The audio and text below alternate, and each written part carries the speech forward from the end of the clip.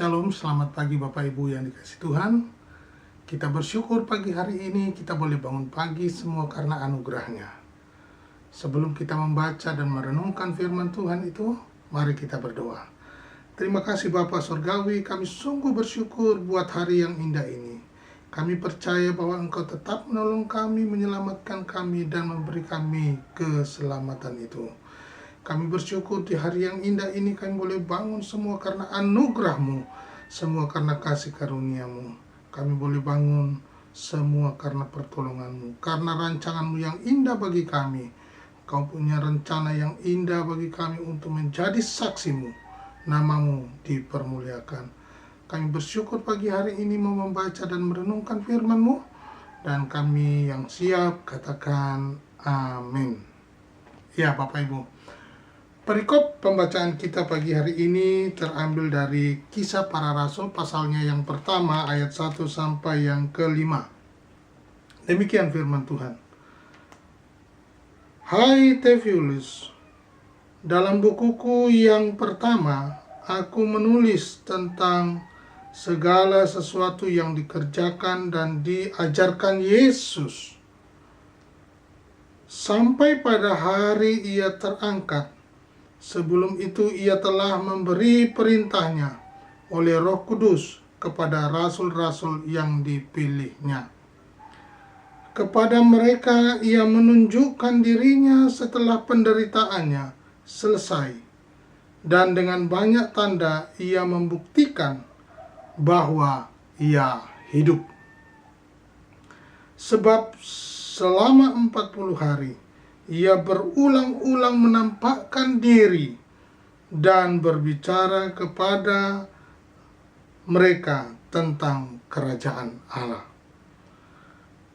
Pada suatu hari ketika Ia makan bersama-sama dengan mereka, Ia melarang mereka meninggalkan Yerusalem dan menyuruh mereka tinggal di situ menantikan janji Bapa. Yang demikian katanya, telah kamu dengar daripadaku. Sebab Yesus membaptis dengan air, tetapi tidak lama lagi kamu akan dibaptis dengan Roh Kudus. Ya Bapak Ibu yang dikasihi Tuhan, kebenaran firman Tuhan ini mengajak kita untuk merenungkan bahwa ada yang dijanjikan oleh Yesus. Apakah yang dijanjikan itu? Yang pertama kita melihat bahwa peristiwa di dalam perikop ini, di mana yang pertama dikatakan Yesus berulang kali menampakkan dirinya kepada murid-Nya untuk meyakinkan mereka bahwa Dia sungguh sudah bangkit.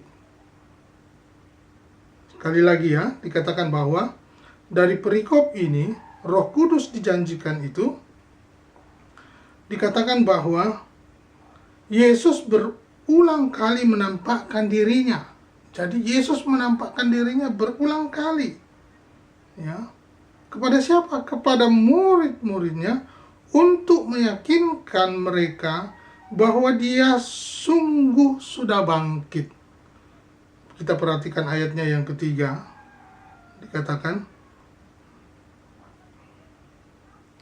kepada mereka Ia menunjukkan dirinya setelah penderitaannya selesai, dan dengan banyak tanda Ia membuktikan bahwa Ia hidup.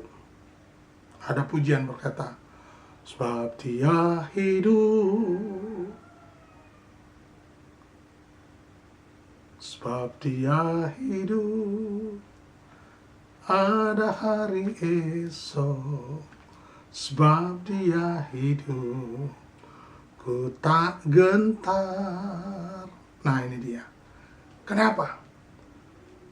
Kalau Dia tidak hidup, akan banyak ketakutan, akan banyak kegentaran, akan banyak kekhawatiran, akan banyak kelesuan, akan banyak kemunduran, akan banyak ketidakberanian.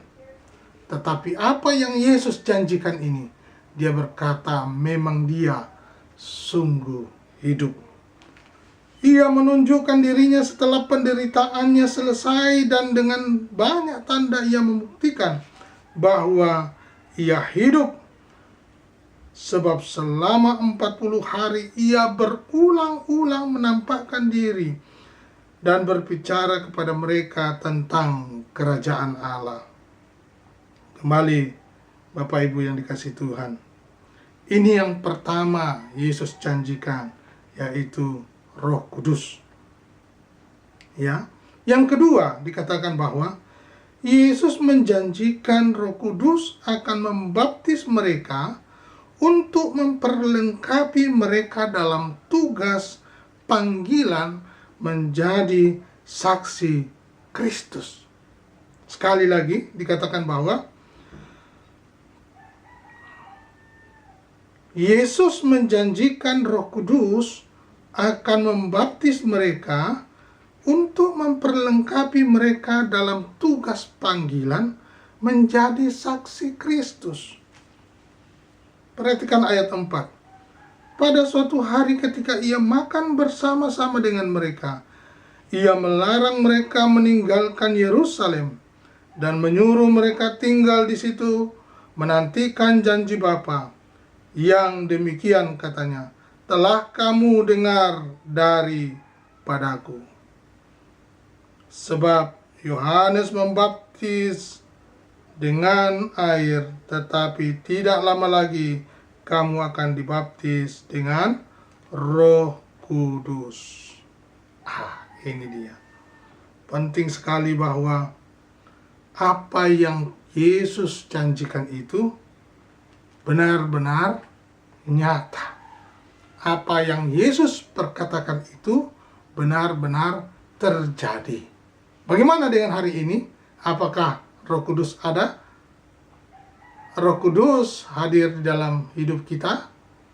Apakah Roh Kudus itu sudah hadir dan menjadi sahabat, menjadi pendamping, menjadi penghibur, penolong bagi Bapak, Ibu, Saudara, dan saya? Inilah yang perlu kita perhatikan. Apa yang Yesus janjikan? Dikatakan yang pertama tadi, apa yang Yesus janjikan? Dikatakan Yesus berulang kali menampakkan dirinya kepada murid-muridnya untuk meyakinkan mereka bahwa dia sungguh-sungguh sudah bangkit. Artinya Yesus itu hidup, benar-benar hidup, bukan mati. Dia mati lalu dia bangkit dari kematian. Yang kedua dikatakan menjanjikan Roh Kudus dan akan membaptis mereka untuk memperlengkapi mereka dalam tugas panggilan menjadi saksi Kristus. Siapakah yang diperlengkapi itu, Bapak, Ibu, Saudara, dan saya, untuk menjadi saksi Kristus? Murid-murid. Dan bagaimana dengan hari ini? Saudara dan saya diperlengkapi untuk menjadi saksi Kristus itu. Ini penting sekali. Apa tandanya untuk menjadi saksi Kristus? Ada Roh Kudus di dalam diri Bapak, Ibu, Saudara, menguasai saudara kekasih Tuhan, menjadi pelindung, penolong, penghibur, ya, untuk memimpin hidup kita dalam segala aktivitas kita senantiasa. Nah, ini penting sekali kita perhatikan, ya.